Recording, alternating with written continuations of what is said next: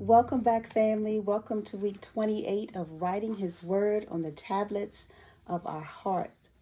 Last week, we finished up with our discussion in the book of Deuteronomy.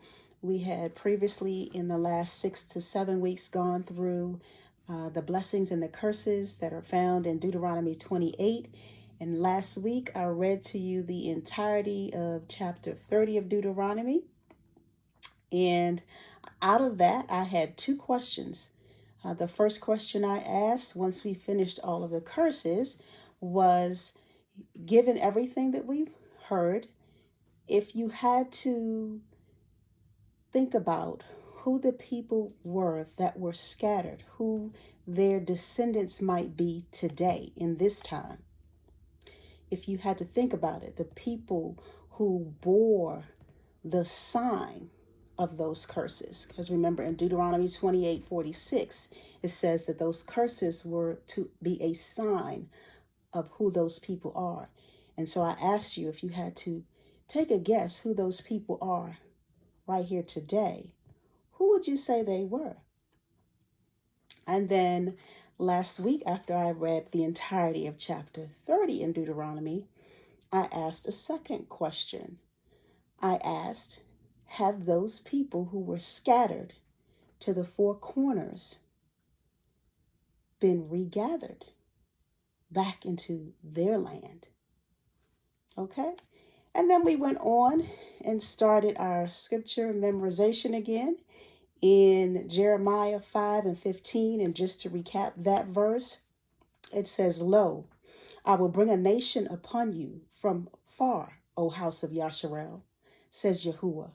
It is a mighty nation. It is an ancient nation, a nation whose language you know not, neither understand what they say." Okay, very timely for the times that we are in. All of the wars going on, the fighting going on, the madness going on even in this nation, the potential of war on our own soil. This week, the scripture memorization is Jeremiah chapter 30 and verse 3. And I am back reading from the CEPHER. If you have any questions about the CEPHER, where you can get a copy, feel free to send me a message. I'll be happy to share that with you.